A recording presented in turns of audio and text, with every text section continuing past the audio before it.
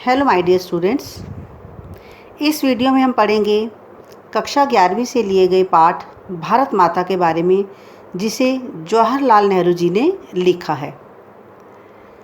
आप मेरे चैनल को लाइक, सब्सक्राइब एंड शेयर अवश्य करें और बेल आइकन जरूर प्रेस करें ताकि कोई भी वीडियो जो नई मैं अपलोड करती हूँ उसका नोटिफिकेशन आपके पास आ जाए।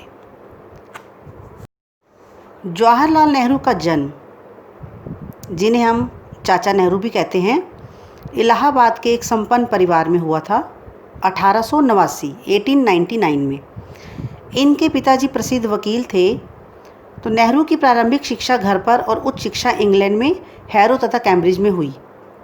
वहीं से इन्होंने वकालत की पढ़ाई की। नेहरू जी के ऊपर गांधी जी का बहुत प्रभाव था और उन्हीं के आह्वान पर ये पढ़ाई छोड़कर आज़ादी की लड़ाई में जुट गए। इनका झुकाव समाजवाद की ओर भी रहा। 1947 में भारत स्वतंत्र हुआ और ये भारत के पहले प्रधानमंत्री बने और जीवन पर्यंत भारत के निर्माण में लगे रहे। इन्होंने देश के विकास के लिए कई योजनाएं बनाई, जिनमें आर्थिक और औद्योगिक प्रगति तथा वैज्ञानिक अनुसंधान से लेकर साहित्य, संस्कृति, कला आदि क्षेत्र भी शामिल थे। इन्हें बच्चों से बहुत लगाव था और इसीलिए ये चाचा नेहरू के रूप में भी जाने लगे। ये शांति, अहिंसा और मानवता के पक्षपाती थे। इनका निधन 1964 ईस्वी में हुआ। नेहरू जी एक उच्च कोटि के लेखक भी थे। इन्होंने अंग्रेज़ी में लिखा और इनकी रचनाओं का हिंदी सहित अनेक भाषाओं में अनुवाद हुआ। मेरी कहानी, जो इनकी आत्मकथा है, विश्व इतिहास की झलक, हिंदुस्तान की कहानी, पिता के पत्र पुत्री के नाम, हिंदुस्तान की समस्याएं, भारत की बुनियादी एकता, लड़खड़ाती दुनिया आदि इनकी रचनाएं हैं। भारत माता अध्याय हिंदुस्तान की कहानी का 5वां अध्याय है। इसमें नेहरू जी ने यह बताया है कि वह देश के अलग अलग कोनों में जाते थे और वहाँ पर जिन भी जलसों का आयोजन किया जाता था, तो वह जाकर वह उन जलसों में लोगों से मिलते थे और उनको बताते थे कि चाहे हमारा भारत देश अनेक हिस्सों में बटा हुआ है, लेकिन फिर भी हिंदुस्तान एक है। तो इस अपार फैलाव के बीच जो एकता का आधार क्या है और क्यों भारत एक देश है जिसके सभी हिस्सों की नियति या भाग्य एक ही तरीके से बनती बिगड़ती है, तो उन्होंने भारत माता शब्द पर विचार भी किया तथा यह निष्कर्ष निकाला कि भारत माता की जय। इसका मतलब है कि यहाँ के करोड़ करोड़ लोगों की जय। कहने का तात्पर्य ये है कि भारत माता, भारत देश, जो यहाँ के लोग हैं उनसे बनता है। भारत माता की जय कहने का अर्थ है कि यहाँ पर रहने वाला प्रत्येक व्यक्ति उसकी जय का नारा लगाना। भारत माता पाठ में नेहरू जी ने ये बताया कि जब जब भी वे जलसों में जाते तो श्रोताओं से, जो भी सुनने वाले होते थे, उनके भाषण को सुनते थे, वे उनसे भारत की चर्चा करते थे, भारत के ऊपर बात करते थे। भारत संस्कृत का शब्द है और इस जाति के परंपरागत संस्थापक के नाम से निकला है। जो शहरों में लोग होते हैं वे अधिक समझदार हैं। गांवों में किसानों से देश के बारे में चर्चा करते हैं। जब वो गांवों में जाते थे और उनके भाषण होते थे, किसानों से मिलते थे, तो वह उन किसानों से भारत देश के बारे में बातें करते थे। वे उन्हें बताते हैं कि देश के हिस्से चाहे अलग अलग हैं, लेकिन अलग अलग होने के बावजूद भी ये सब एक हैं। वे उन्हें ये बताते थे कि उत्तर से लेकर दक्षिण और पूर्व से लेकर पश्चिम तक कितनी भी समस्याएं हैं और जिस तरह की भी समस्याएं हैं, कैसी भी समस्याएं हैं, सब समस्याएं एक जैसी हैं। लोगों का रहन सहन, खान पीन, उठने बैठने का तौर तरीका जरूर अलग है, लेकिन प्रत्येक व्यक्ति एक जैसी समस्याओं से जूझता है और स्वराज्य सभी के लिए फ़ायदेमंद है।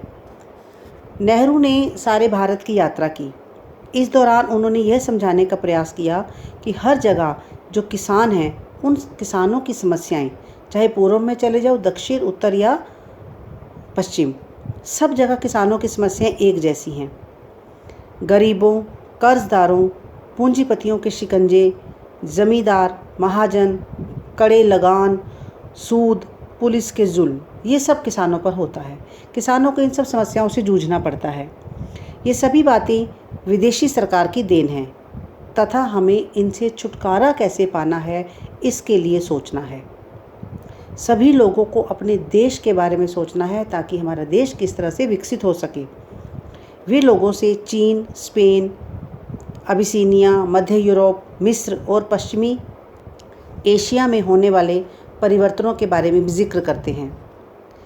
वे सोवियत यूनियन व अमेरिका की उन्नति के बारे में बताते हैं कि उन देशों ने किस तरह से उन्नति की है, कैसे वे विकास के मार्ग पर आगे बढ़े हैं।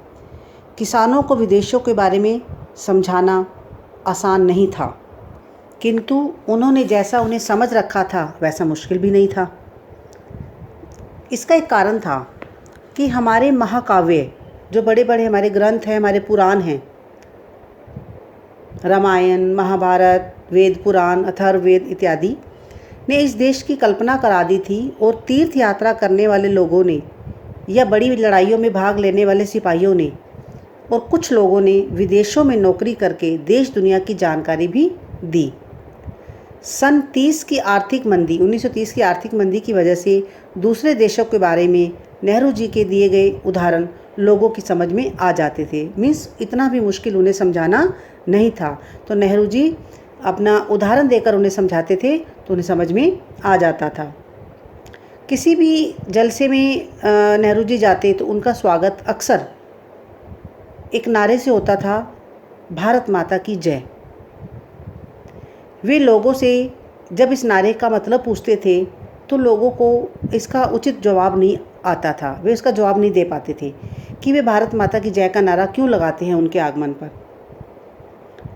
एक बार उन्होंने किसी एक हट्टे कट्टे किसान से पूछा कि भारत माता का अर्थ क्या है, तो उसने भारत माता का अर्थ धरती बताया। उन्होंने पूछा, नेहरू जी ने पूछा कि कौन सी धरती? उनके गांव, सूबे, ज़िले या पूरे देश की धरती या उसकी अपनी पर्सनल धरती? तो जैसे ही वो ऐसा प्रश्न करते तो सब चुप हो जाते थे, किसी के पास उत्तर देते नहीं बनता था। नेहरू जी उन्हें बताते हैं कि भारत वह है जो उन्होंने समझ रखा है।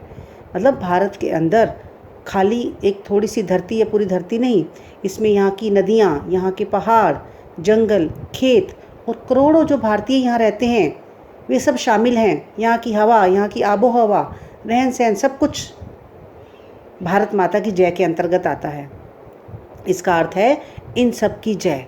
जो कुछ भी भारत देश की धरती पर है, कुछ भी जड़ चेतन, वो सब भारत देश का है और उन सब की जय, इसका अर्थ है। जब वे स्वयं को भारत माता का अंश समझते थे तो उनकी आंखों में चमक आ जाती थी। जब किसान नेहरू जी की इन बातों को सुनते थे, भारत माता की जय का अर्थ समझते थे, तो उनकी आंखों में बड़ी चमक आ जाती थी कि वे भी भारत माता का एक हिस्सा है और उन्हें अपने आप को, अपने ऊपर बड़ा गर्व महसूस होता था, अपने आप को बड़ा गौरवशाली मानते थे। तो इस तरह से नेहरू जी ने भारत माता की जय का एक सच्चा अर्थ उन किसान लोगों को समझाया। तो बच्चों, इस तरह से नेहरू जी ने मतलब अक्सर गाँवों में जाकर किसान लोगों से भी मिलते थे और वे चाहते थे, क्योंकि गांव के जो लोग अनपढ़ या कम पढ़े लिखे होते थे उस समय, उनका दायरा भी सीमित होता था और वे संकीर्ण कंजेस्टेड मानसिकता के थे कि उनके नैरो माइंडेड थे पहले के टाइम में। तो देहातों में जाकर नेहरू जी विदेशों की चर्चा अवश्य करते थे ताकि वे भी अवेयर हो सके। उन्हें ये समझाते थे कि वे देश का एक हिस्सा है और वे देश की एकता पर बल देते थे, उन्हें समझाते थे। इस तरह से उनको ये बात समझ में आ जाती थी। बड़ा ही सुंदर और प्यारा से चैप्टर है और आई होप आपको अच्छे से समझ आ गया होगा। मेरे चैनल को लाइक, सब्सक्राइब अवश्य करें और बेल आइकन अवश्य प्रेस करें। Thank you and God bless you.